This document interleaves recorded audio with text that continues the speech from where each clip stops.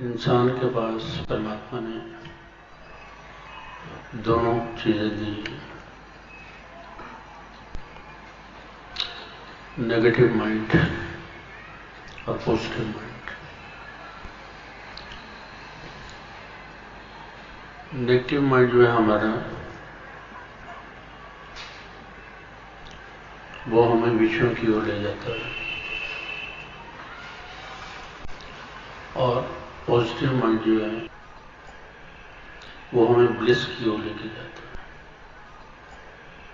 तो यहां ये जो बता रहे हैं इसका भाव ये है, if you are connected with your negative mind,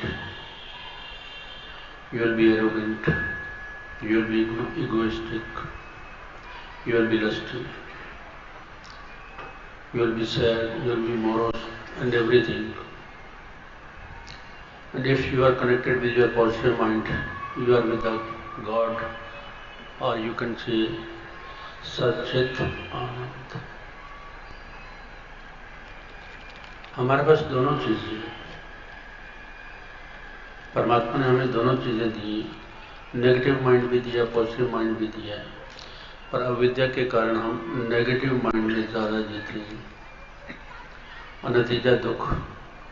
वही कारण है और कोई कारण नहीं हो सकता, नेगेटिव माइंड। और वही जब हम पॉजिटिव माइंड में चले जाते हैं, means awakening, we are in the place. पर यह कि पता कैसे लगे, पता कैसे लगे? बड़ी सिंपल सी बात है, कोई मुश्किल वाली बात नहीं है, कि we live in unawareness. Awareness में कभी भी नहीं जीते, बेहोशी में जीते हैं, होश में कभी नहीं जीते। इसलिए हमें पता ही नहीं कि हम कहाँ जी रहे हैं और जिंदगी चल रही है। तो यहाँ जो इशारा दिया है कि always connect yourself with the positive mind.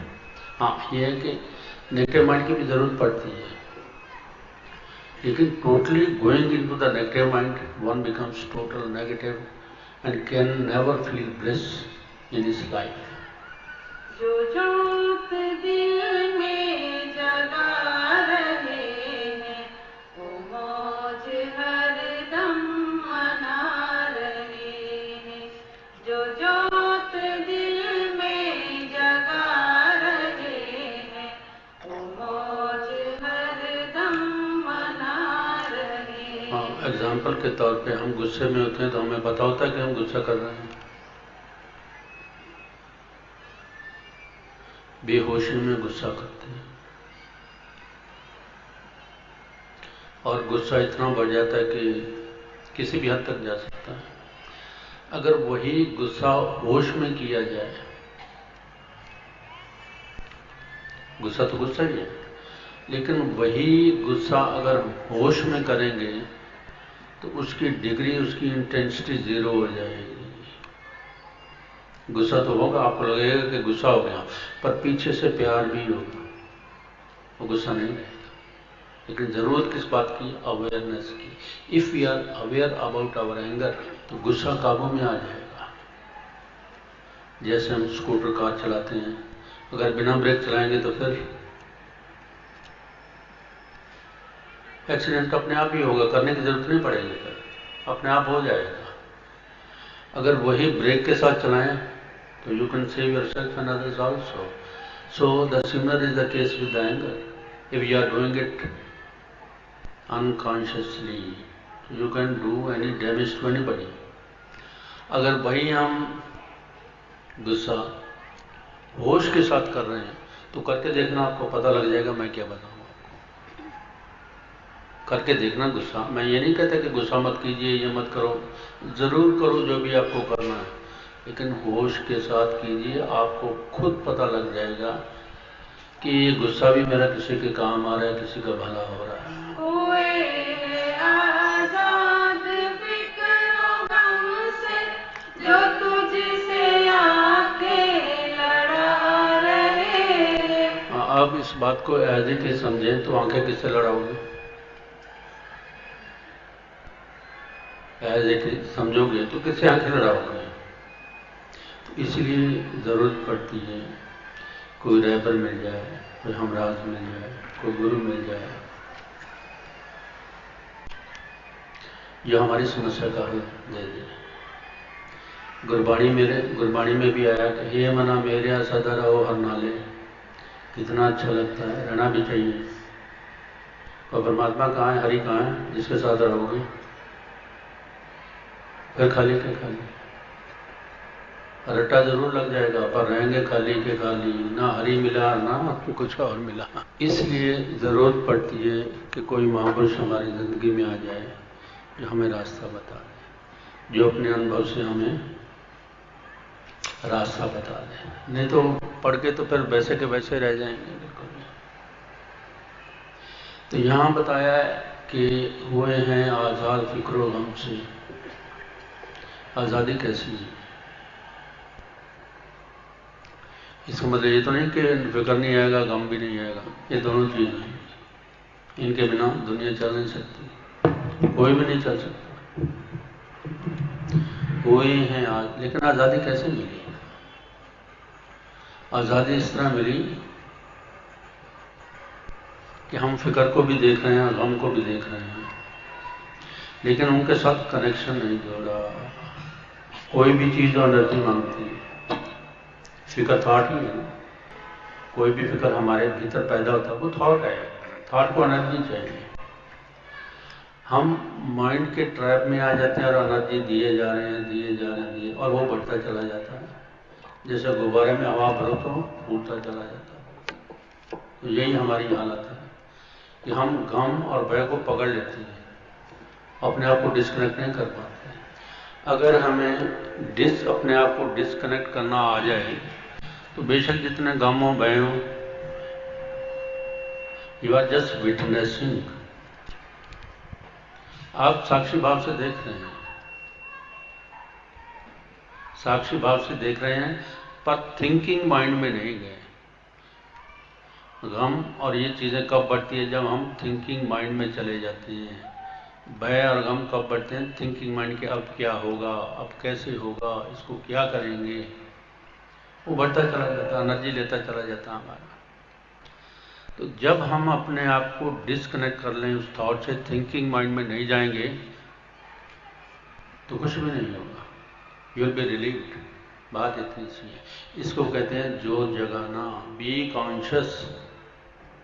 Be conscious. जोत है क्या? It is consciousness, and consciousness is, और सारी दुनिया में परमात्मा ही परमात्मा कॉन्शियसनेस है, जोत है। नाम अलग अलग दिए पर है consciousness. If you are conscious what is occurring in my mind, you can disconnect your self, otherwise it will trap you.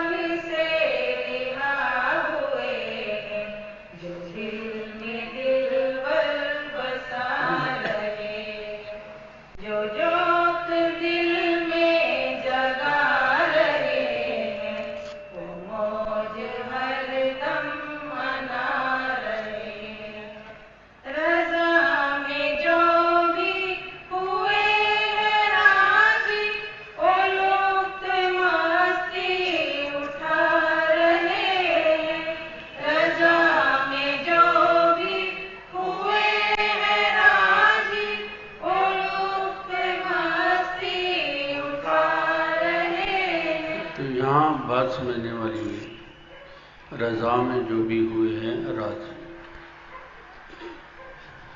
सबसे पहले तो ये बात समझ लीजिए कि सिचुएशन अराइज कैसे होती है। सिचुएशन का अराइज होना हमारे तुम्हारे बस में नहीं है। It is thy will. मैं सोचता हूं कि मैं गाड़ी जाके पकड़नी है, पूरी तैयारी है मेरी, रास्ते में जाम मिल जाता है, गाड़ी छूट जाती है, तो मेरे हाथ में क्या है कुछ हाथ में अपने? Who created this situation? परमात्मा सिचुएशन क्रिएट करता है। अब दूसरा इंस्टेंस कि मैं घर से निकलता हूँ, मुझे गाड़ी पकड़नी है और मुझे बड़ी एंग्जाइटी है, गाड़ी छूट ना जाए। मन अंडर फियर, सारे तनाव में है बुरी तरह से कि गाड़ी कहीं छूट ना जाए। जैसे मैं घर से निकलता हूँ तो आगे कुछ भी नहीं होता, नो जैम, नो रश, समय से पहले पहुंच जाते हैं। तो सिचुएशन आपने क्रिएट की, परमात्मा ने। क्यों? इट वॉज दाई। जो भी सिचुएशन क्रिएट हो रही है हमारी लाइफ में, इट इज दाई विल, परमात्मा की मर्जी से हो रही है, हमारी मर्जी से कुछ नहीं होता। हाँ, हमें लगता है, इल्यूजन है कि हमारी मर्जी से हो रहा है, लेकिन कुछ नहीं होता, धोखे में जीते हैं। तो यहाँ अब बात आई कि जो भी सिचुएशन है इट इज दाई विल। अब हम क्या करें फिर, ये इंपॉर्टेंट है।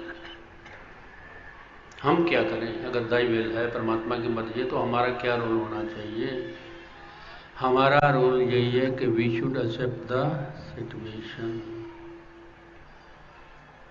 And when you accept the situation you are peaceful. सबसे पहले जो आपको मिलेगी, यू आर पीसफुल। ठीक है, हो गया, इट हैड टू हैपन। आपकी कंप्लेंट्स, आपकी ग्रजेस, आपकी रिजेंटमेंट सारे खत्म हो जाएंगी, you are at peace. Second क्या होगा? If you are peaceful you are happy. खुशी हम ढूंढते हैं ना, तो खुशी कहाँ मिली? Thy will, acceptance. एक्सेप्टेंस ना करके देख लो, आपको पता लग जाए कितने खुश होते हैं। खुद तो परेशान, दूसरों को भी परेशान कर देंगे बिल्कुल। So it is thy will and we are to accept it. रजा में जो भी हुए हैं राजी, वो लुत्फ़ मस्ती उठा रहा है। जिंदगी का आनंद वही उठा रहा है जो दाई विल को एक्सेप्ट कर रहा है, जो परमात्मा की मौज को मान रहा है, कह नहीं रहा। कहते जाओ कुछ नहीं होगा, मानने से सब कुछ हो जाएगा। जहां आपने मानना शुरू किया, the turbulence in your mind that is gone. उससे क्या होगा? टर्बुलेंस जब हमारे मन में नहीं होती तो क्या होता है? You can see the situation clearly, not with hazy eyes, not with prejudice, but you can clearly see the situation, what is it, and can have an understanding, and you can have an understanding why it has happened. उसमें आपको एक नई रोशनी मिलेगी कि ये क्यों हुआ।